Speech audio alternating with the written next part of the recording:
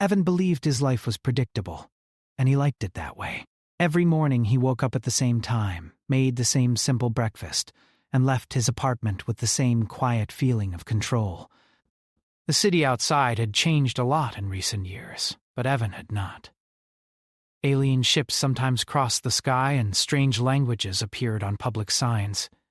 Yet his small apartment remained human, familiar, and calm. At least, that was what he thought. The message arrived on a normal evening while Evan was eating reheated noodles. The screen on his wall blinked softly and displayed an official notice. He almost ignored it, assuming it was another update about interstellar traffic rules or power usage limits. When he finally read it, his fork stopped halfway to his mouth. The housing program thanked him for participating in Earth's cultural integration initiative. According to the message, his apartment had been approved for shared residency. A new tenant would arrive the next morning. Evan stared at the screen.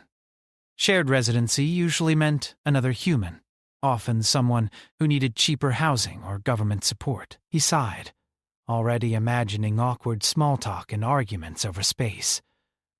He told himself it would be fine. Humans had been sharing apartments for centuries. He could manage 6 months. He did not notice the small symbol at the bottom of the message until later. It was not a human mark. It was alien. That night, Evan barely slept. His mind kept replaying the notice, filling in details that were not there. He wondered if the symbol meant anything important, or if it was just part of the new galactic design language. He reminded himself not to panic. Humanity had agreed to these programs to show cooperation. Saying no would look bad. Evan had never wanted to represent humanity, but apparently humanity had chosen him anyway. The next morning, he cleaned his apartment more than usual. He checked the door lock twice and rearranged the furniture to make the living room feel more neutral. He removed a few personal items, unsure why he felt embarrassed by them. By the time the doorbell rang, his heart was beating faster than he liked. When he opened the door, the hallway light shifted. At first, Evan thought it was a trick of his eyes. Then he saw her clearly. She stood slightly taller than him, her posture straight but uncertain. Her skin had a soft, cool color, somewhere between blue and silver, and it reflected the hallway lights in strange ways. Her eyes were large and calm, with pupils that slowly adjusted as she looked around.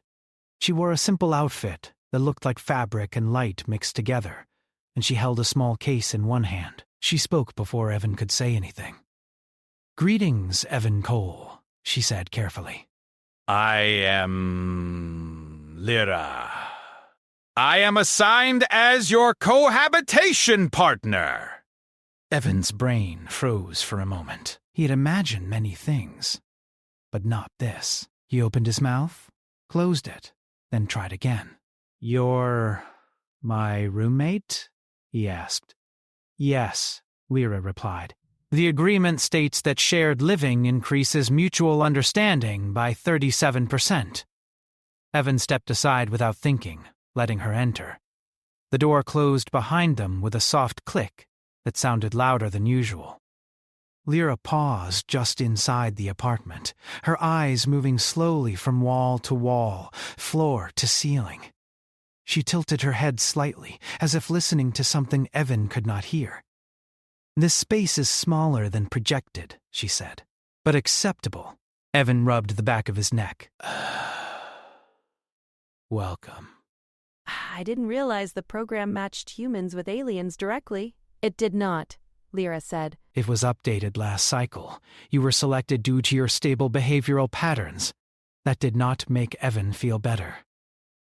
Lyra placed her case on the floor and pressed a panel on its side. The case unfolded smoothly, revealing devices Evan had never seen before. Small lights activated, and a faint hum filled the room. Evan felt a strange sensation, like the air itself was adjusting. "What is that?" he asked. "Environmental stabilizers," Lyra said. "They ensure emotional comfort and physiological safety." "I'm already comfortable," Evan said quickly. Lyra looked at him. "Your heart rate suggests otherwise." Evan stopped talking. She moved through the apartment with quiet steps, occasionally touching walls or pausing near furniture. Each time the lights shifted slightly, becoming warmer or cooler, without Evan touching a control. The room felt different, but not unpleasant. Still, it was his space, and it was changing without his permission. "Do you need help unpacking?" Evan asked, trying to sound polite. "I am already unpacked," Lyra said. He blinked. "But the case?" "That is all," she replied. "My species prefers minimal possessions." Evan nodded slowly. This was already more complicated than any roommate situation he had experienced. They stood in silence for a moment, both unsure what to do next. Evan realized that Lyra was waiting. He remembered basic manners. "I'm Evan," he said. "I mean, you already know that. I usually work during the day. I don't make much noise. I'm normal." Lyra studied him. "Define normal." Evan almost laughed, then stopped himself. "I guess that's fair." She inclined her head. "I will observe and learn." That sentence stayed with him. The rest of the morning passed in awkward cooperation. Evan explained how the kitchen worked, even though Lyra did not seem interested in eating human food. She scanned appliances with a small device and nodded, as if confirming theories. When Evan mentioned personal space, she asked for exact measurements. When he joked about it, she recorded the joke as a serious request. By the time Evan left for work, his head felt full. As he stood at the door, he hesitated. "Just make yourself comfortable," he said.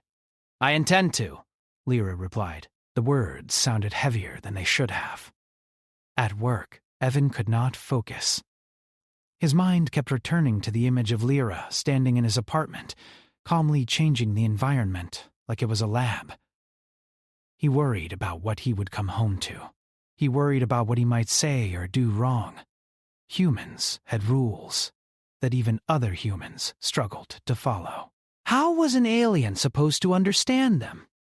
When he finally returned that evening, the apartment door opened automatically before he touched it. Inside, the lighting was softer, the air slightly cooler. The furniture had been rearranged into a more open pattern.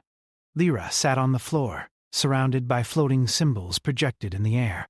She looked up when Evan entered. "Welcome back," she said. "I have made improvements." Evan looked around slowly. Nothing was broken. Nothing was missing. Still, his chest tightened. "You moved the couch," he said. "Yes," Lyra replied. "It blocked energy flow." "There is no energy flow," Evan said, then stopped. "I mean, not like that?" Lyra frowned slightly. "Your species ignores many environmental signals. This concerns us."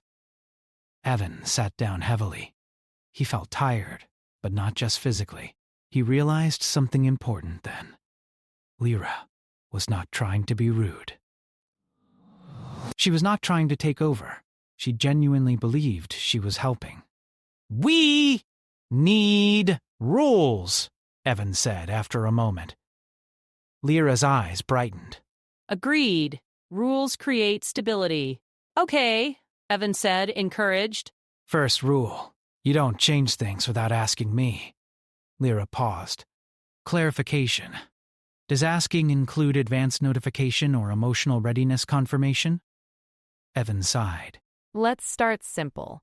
They spent the next hour negotiating basic boundaries, sleeping schedules, light levels. Silence periods. Each rule led to more questions. Lyra wanted exact definitions. Evan wanted flexibility. It was exhausting, but something unexpected happened. They began to understand each other, just a little. Lyra listened carefully when Evan explained that humans often said things they did not mean exactly. Evan listened when Lyra explained that her species considered shared space a shared responsibility. Neither fully agreed, but neither dismissed the other.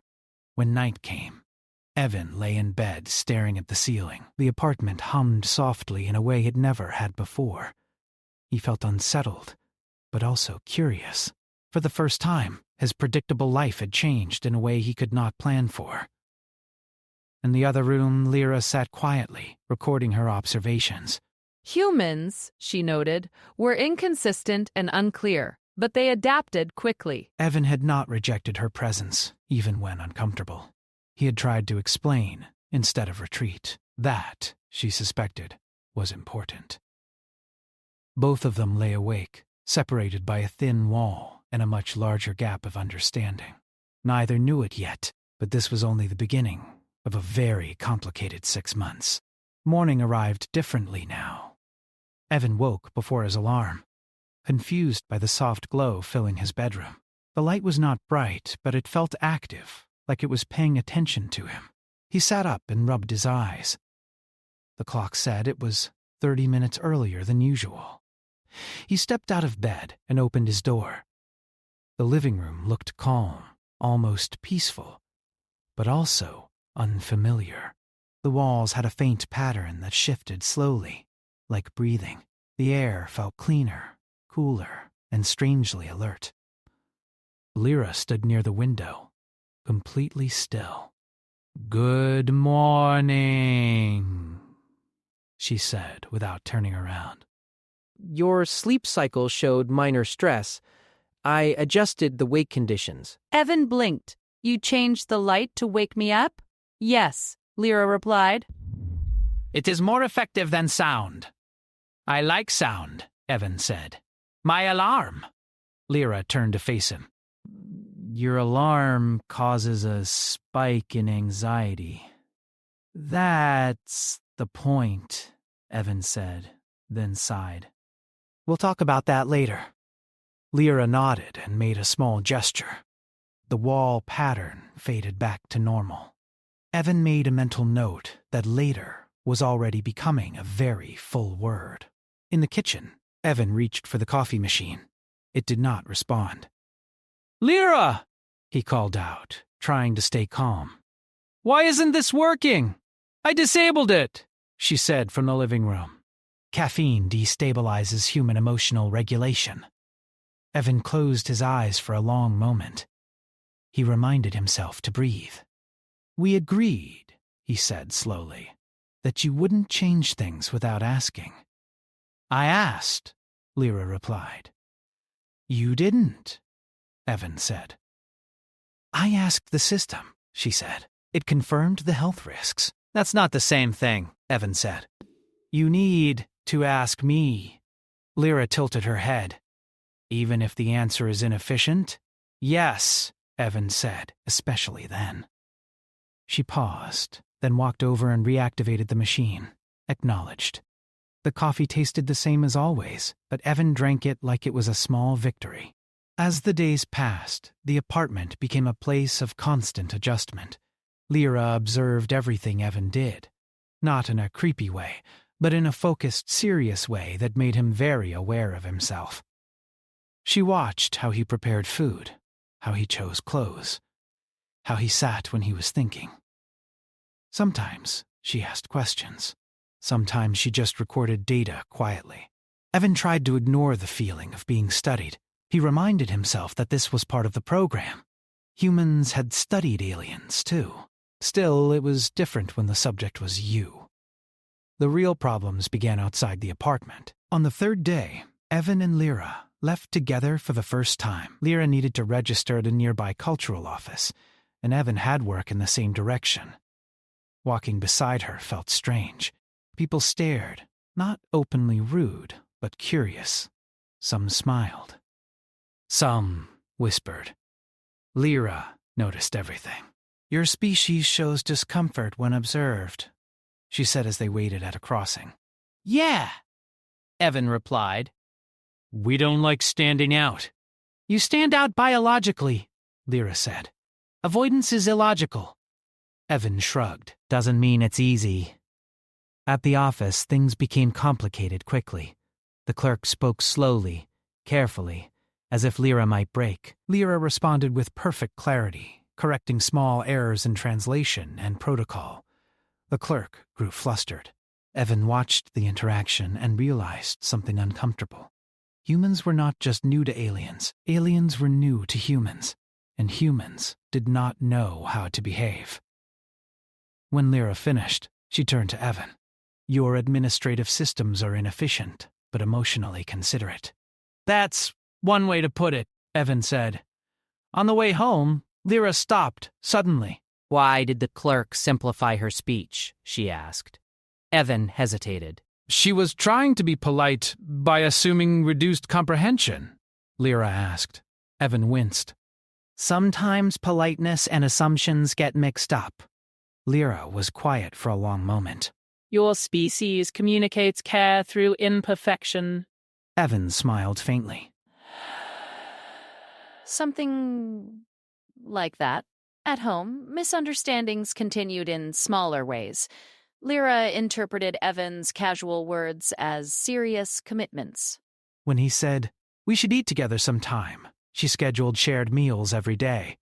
When he said, "Do whatever you want," she asked for a complete list of permitted actions. Evan learned quickly to be more careful with his words. Lyra learned slowly that not every sentence needed a response. One evening, Evan came home exhausted. Work had been stressful, and the constant effort of explaining himself had drained him. He dropped his bag and sat on the couch without speaking. Lyra noticed immediately. Your energy levels are low, she said. I will initiate restoration. Before Evan could answer, the lights dimmed, the room temperature adjusted, and soft tones filled the air. Stop, Evan said more sharply than he intended. Everything froze. I don't want to be fixed, he said, rubbing his face. I just want to sit. Lyra stood still, her expression unreadable. Clarify, she said quietly. Evan took a breath. Sometimes humans feel bad, and that's okay. We don't always need solutions. Lyra considered this. You accept discomfort voluntarily? Yes, Evan said. Sometimes. That is inefficient, she said. Evan laughed weakly. We know. She deactivated the adjustments and sat on the opposite side of the room, giving him space without being told. Evan noticed and felt something loosen in his chest. Later that night, they talked more than usual. Evan explained stress, deadlines, and how humans often hid problems because sharing them felt risky. Lyra listened without interrupting, which Evan learned was her way of showing respect. My species addresses problems immediately, she said. Delay increases failure probability. Humans aren't great at that, Evan said. But we survive anyway. That is what confuses us, Lyra admitted. Your systems should collapse. They do not. Days turned into a strange routine. The apartment became a blend of human comfort and alien efficiency. Lyra stopped changing things without asking. Evan stopped assuming her questions were criticism. They still disagreed often, but the disagreements felt less sharp. One afternoon, Evan overheard Lyra speaking through her communicator. Her tone was formal. The human subject displays adaptive behavior under constant environmental inconsistency, she said. Emotional variability does not reduce functionality. Evan froze in the hallway. Yes, Lyra continued. He experiences stress yet maintains cooperation. This contradicts previous models.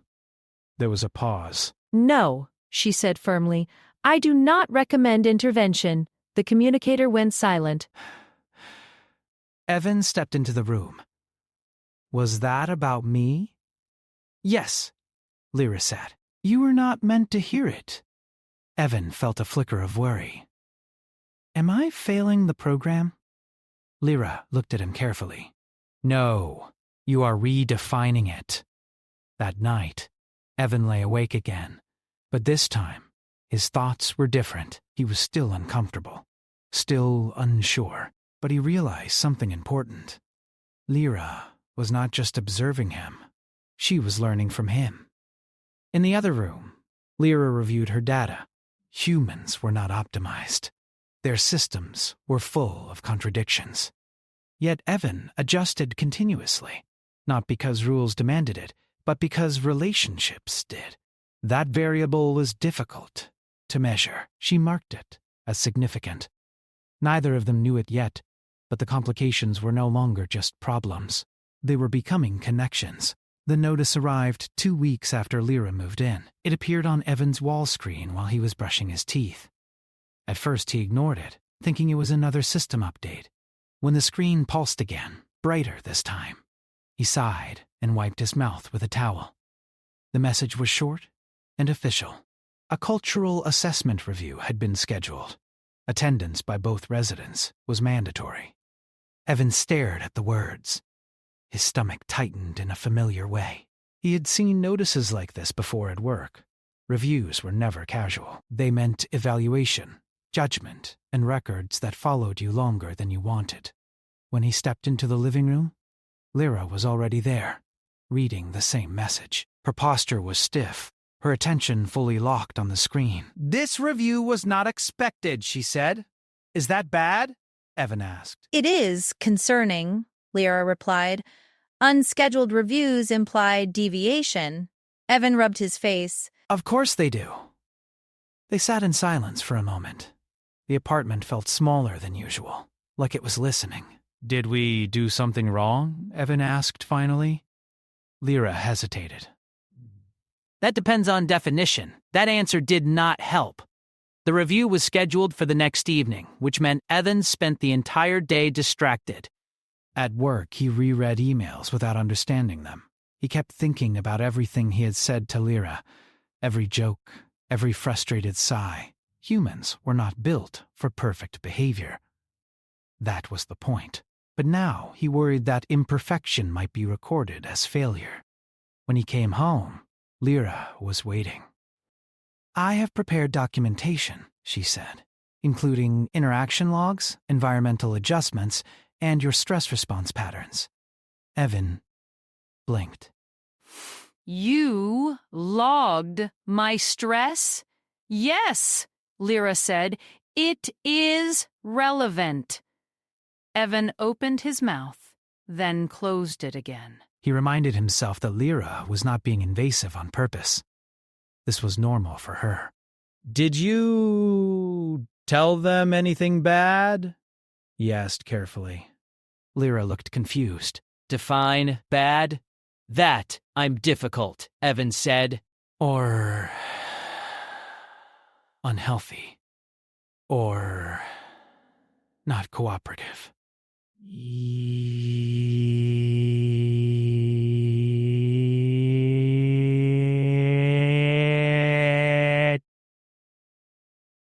This was serious attention. "I reported observable data," she said. "Your stress levels increase under ambiguity." Your emotional signals are inconsistent. You resist optimization. Evan felt his shoulders sink. That sounds pretty bad. "I also reported," Lyra continued, "that you adapt without directive." You maintain cooperation despite discomfort. You modify behavior to preserve social balance. She paused. These traits do not align with existing human models. Evan looked up. "Is that good?" "It is inaccurate," Lyra said. And that is a problem. The review session took place through a large projection in the living room. 3 alien representatives appeared, their forms shifting slightly as the system adjusted to human perception. Their voices were calm, layered, and precise. Lyra stood straight. Evan sat beside her, hands folded tightly. They began with questions. They asked about routines, about shared decision-making, about emotional events. Lyra answered clearly, using measured language. Evan tried to keep up, adding explanations when asked. Then, the questions changed. "Subject Evan Cole," one representative said. "Your behavioral data indicates elevated stress markers. Why have corrective measures not been applied?" Evan swallowed. "Because I didn't want them." There was a pause. "Clarify," another voice said. "I mean," Evan continued, choosing his words carefully, Sometimes being stressed doesn't mean something is wrong. It just means something matters. Lyra shifted slightly beside him. That is a human cultural perspective, one representative said. It conflicts with optimization principles. Humans aren't optimized, Evan said, then winced. Sorry. That came out wrong. Proceed, the voice said. Evan took a breath. We don't always fix things right away. We sit with them, we complain. We think. And somehow, we keep going. The representatives were silent. Resident Lyra. One said, You canceled a prior intervention report. Explain. Lyra's fingers tightened slightly. Evan noticed. I determined the intervention criteria were insufficient, she said. The human subject was functioning within acceptable parameters. Despite stress? Yes, Lyra said. Despite stress. Another pause. Your data suggests emotional contradiction, the voice said. Explain why this does not result in failure. Lyra hesitated. This was new. Evan could tell. She had data, but not language for this. He adjusts, she said slowly. Not toward efficiency, but toward balance. Balance is undefined, the representative said. Lyra looked at Evan. Evan felt a strange pressure then. Not fear. Responsibility. Balance, he said, is when nobody gets everything they want, but everyone can still live with it. The room was quiet. The review ended without a clear conclusion. The representative said further analysis was required. The projection faded, leaving the apartment dim and silent. Bad exhaled slowly. That went badly, didn't it? She walked to the window and stood there, looking out at the city lights. I may have misrepresented you, she said finally. Evan's chest tightened. How? I focused on observable metrics, she said. Not intent. Evan stood up. Lyra, you didn't do anything wrong. That is unlikely, she replied. Evan hesitated, then spoke more honestly than he planned. You've been trying so hard to understand humans, he said. And I've been trying to be easier. I didn't want to cause problems. I didn't want to be the reason the program failed.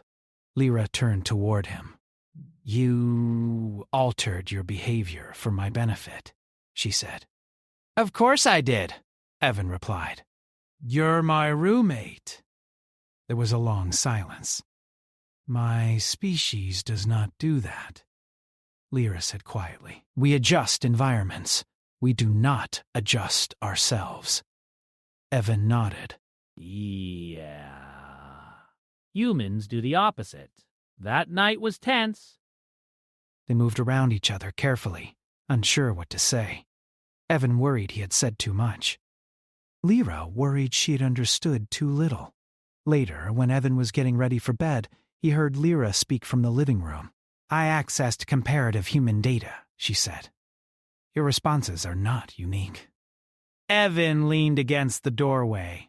That's reassuring. However, she continued, the models classify such behavior as inefficient, unstable, and prone to burnout.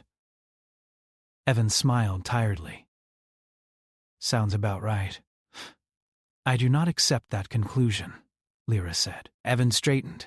You don't? No, she said. Because the outcome data contradicts it. She turned to face him fully. You experience discomfort, she said. Yet you remain functional. You maintain social bonds. You resist collapse. Evan felt something warm settle in his chest. That's kind of our thing, he said. Lyra nodded slowly. Then the models are incomplete? The next morning, another message arrived. This one was addressed to Lyra alone. Evan did not read it, but he saw her expression change as she did. Her shoulders stiffened, and her breathing pattern shifted. They want an amendment, she said. To what? Evan asked. To my report, she replied. They believe I have become compromised. Evan felt a sharp jolt of guilt. Because of me? Because I refused to classify you as a risk, Lyra said. Evan ran a hand through his hair.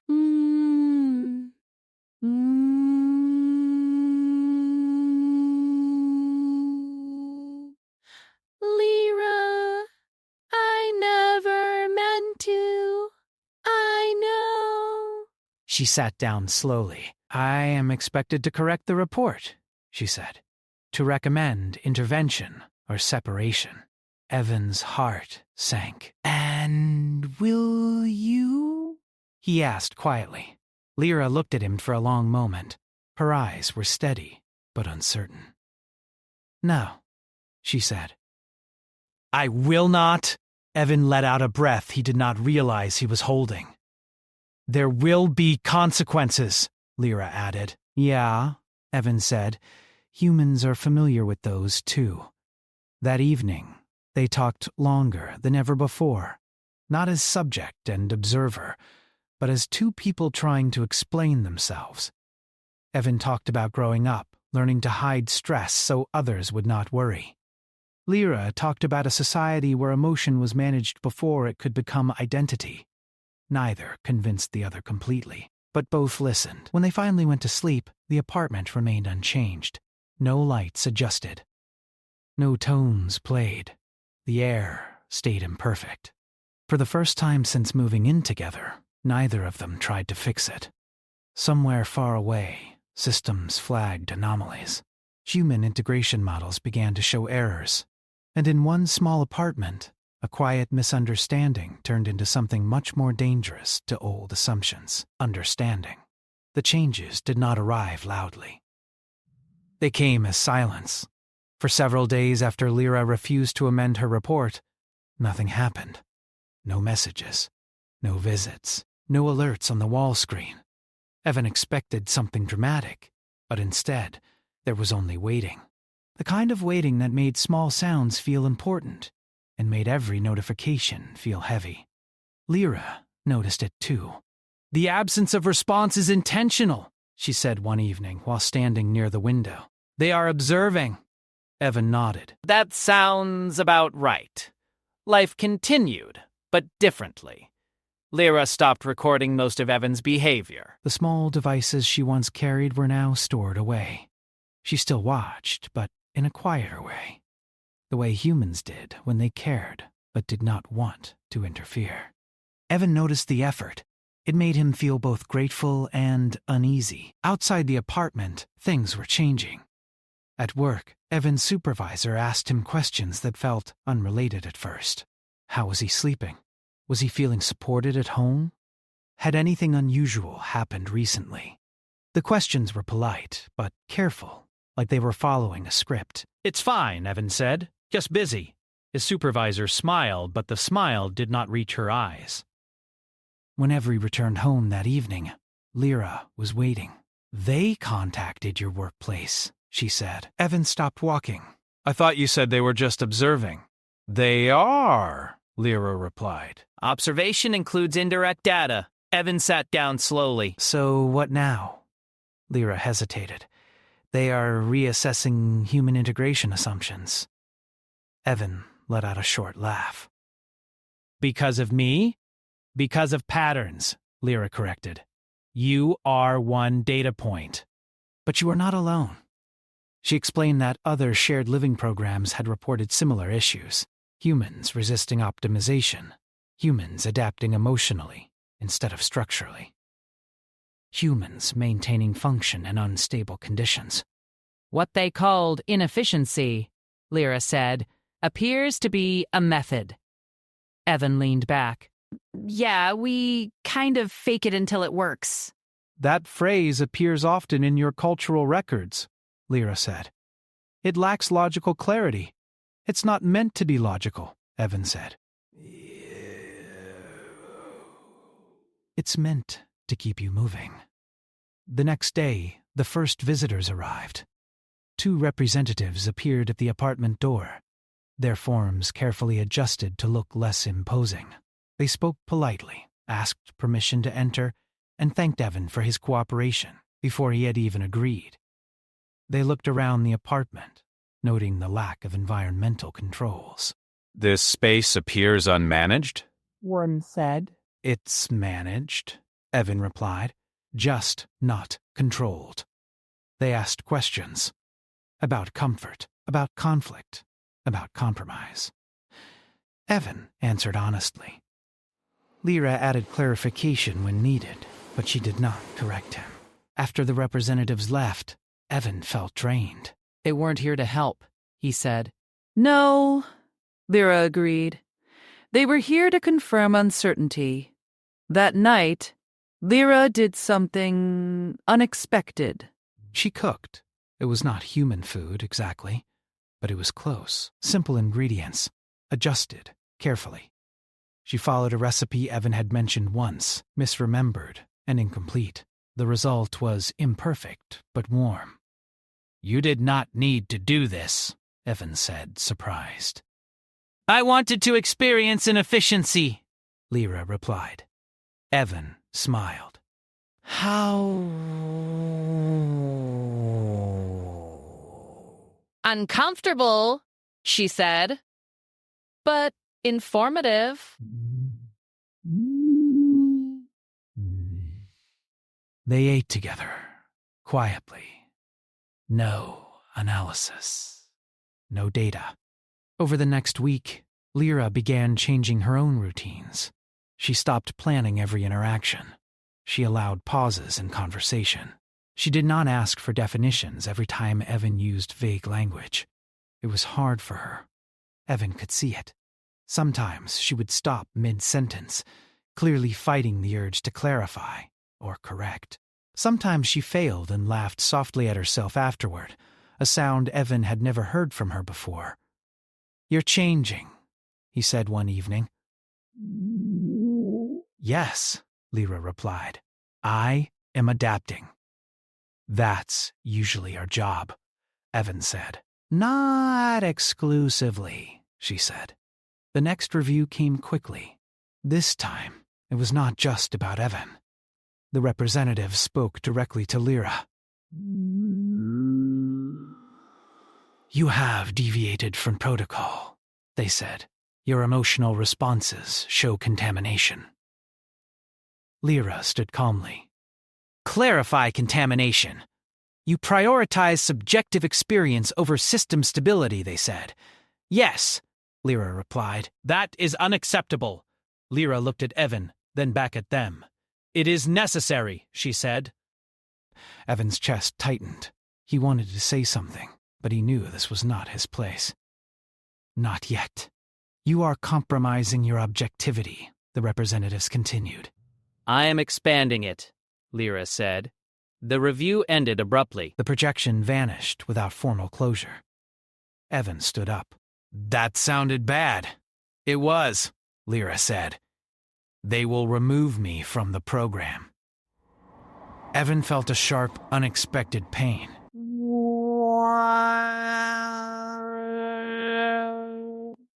"Soon," she replied, "before my influence spreads." The words settled heavily between them. For the first time since they met, Evan did not try to joke. "Is there anything we can do?" Lyra was quiet for a long moment. "There is," she said. "But it will complicate matters." Evan huffed a weak laugh. "I think we're past simple." Lyra explained her plan. She would submit a final report, not as an observer, but as a participant. She would argue that human inconsistency was not a flaw, but a stabilizing force, that humans did not survive despite discomfort, but because they learned to live with it. "They will reject it," Evan said. "Yes," Lyra replied. "But they will have to respond. And that helps how? Systems resist what they cannot categorize," she said. "Response creates records. Records create precedent." Evan shook his head slowly. "You're risking a lot." "So are you," Lyra said, "by continuing to live this way." Evan considered that. He thought about his old routine, his predictable life. his quiet control. "I don't want to go back," he said.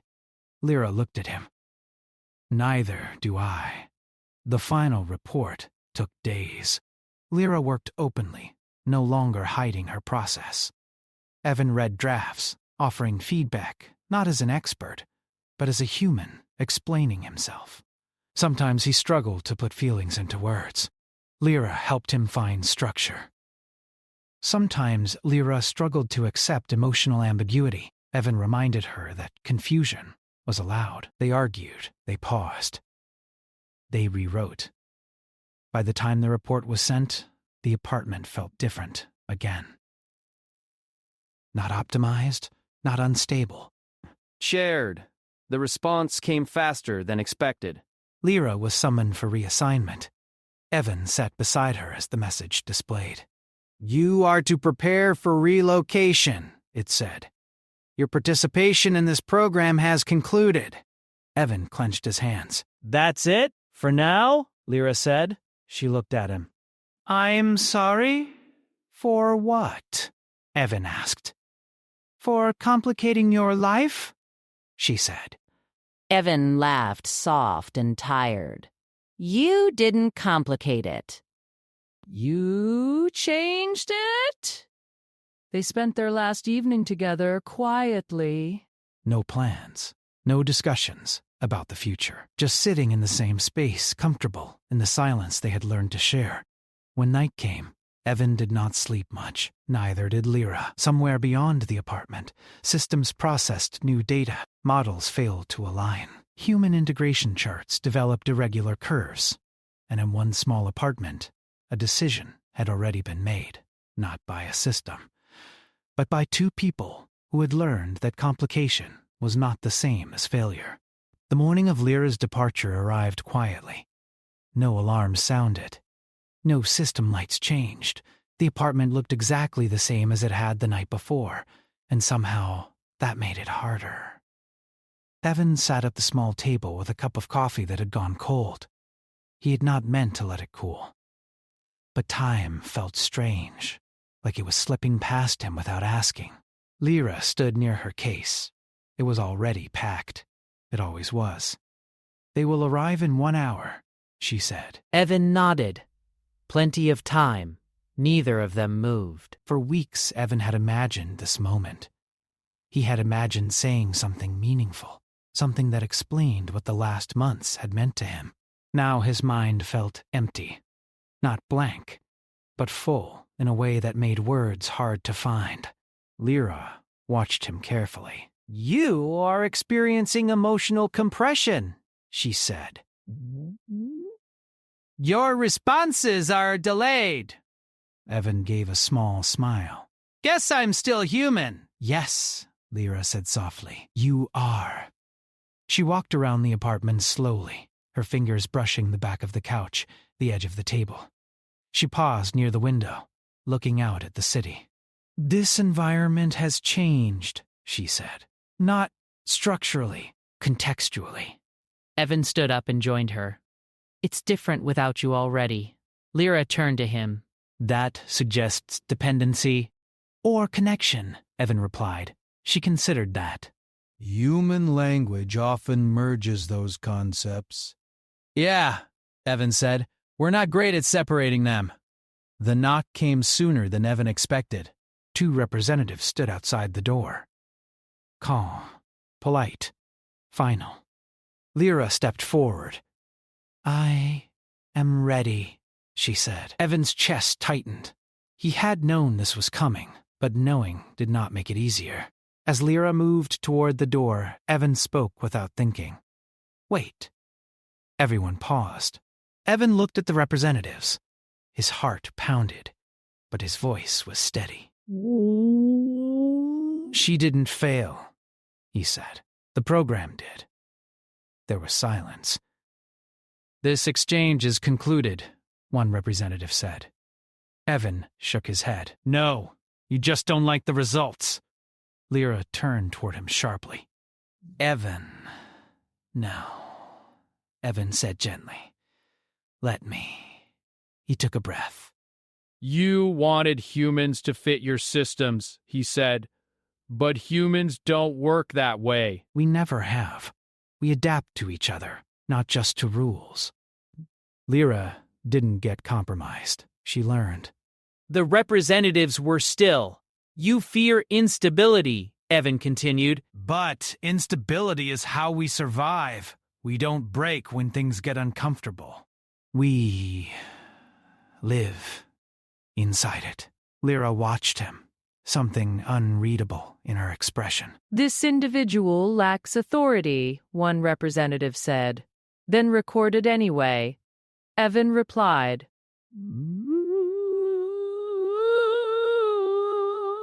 You've been doing that this whole time. There was a long pause. Proceed, the representative said finally. Evan turned to Lyra. I don't know what happens next, he said. But whatever they decide, this mattered. You mattered. Lyra stepped closer. You altered my cognitive framework, she said quietly. That is not insignificant. Neither are you, Evan said. The representatives exchanged signals Evan could not see. Resident Lyra, one said. You will accompany us? Lyra nodded. She looked at Evan one last time. Thank you, she said. For what? Evan asked. For being complicated, she replied. Then she left. The door closed. The apartment felt too quiet. Days passed. Evan returned to his old routines, but they no longer fit the same way. He woke up at the same time, went to work, came home, but everything felt slightly off, like furniture that had been moved back but still remembered a better position. No messages came from Lyra. No updates came from the program. Evan tried not to think about it, but humans were bad at that. At work, changes continued. Meetings about integration policies were delayed. Committees were formed. Questions were asked that did not have clear answers. One afternoon, Evan was called into a conference room. A representative from the Integration Council waited inside. We require your input, she said. My input on what? Evan asked. Human adaptability, she replied, specifically why it functions without optimization. Evan almost laughed. You remove the one person who understood that, he said. Yes, the representative replied. That decision is under review. Evan leaned back. You're rewriting the program, aren't you? We are reconsidering assumptions, she said. Evan nodded. That's a start. Weeks later, a message appeared on Evan's wall screen late at night. It was not official. It was simple. Are you awake? Evan stared at the words, heart racing. Yes, he typed back. There was a pause. Then another message. I am no longer assigned, Evan swallowed. Is that bad? No, the reply came. It is undefined. He smiled. Where are you? He asked. Nearby, Lyra answered. Temporarily. They met the next day at a small public space overlooking the city. Lyra looked the same, but different. Less rigid. More present. They reassigned me, she said. Not to observe, to consult. That sounds important, Evan said. They asked me to explain humans, she replied. Evan laughed. Good luck with that. I will use case studies, Lyra said, including ours. They sat together, watching people pass by. Humans. Aliens. All moving, adjusting, misunderstanding, continuing anyway. The program is changing, Lyra said. Shared living will no longer aim for optimization. It will allow negotiation. Evan nodded slowly. That's very human of you. Lyra looked at him. I have learned from the source. There was a pause. The lease on our apartment is ending, Evan said carefully. Yes, Lyra replied. And you probably have other options? Now, yes. Evan took a breath. I was thinking maybe we could sign a new one. Lyra turned toward him. Under what conditions? Evan smiled. Messy ones. She considered that for a long moment. Acceptable, she said. They returned to the apartment together that evening. It looked the same, but it felt different again. Not temporary, not observed, chosen. As Evan sat down on the couch, Lyra adjusted nothing. The light stayed uneven. The air stayed imperfect. This environment is unstable, she said. Evan leaned back. Comfortable. Yeah. Feels like home. Lyra sat beside him. For the first time since the program began, no one was watching, and humanity, without trying to impress or optimize or dominate, had done what it always did best. It lived with the unknown and made room for it.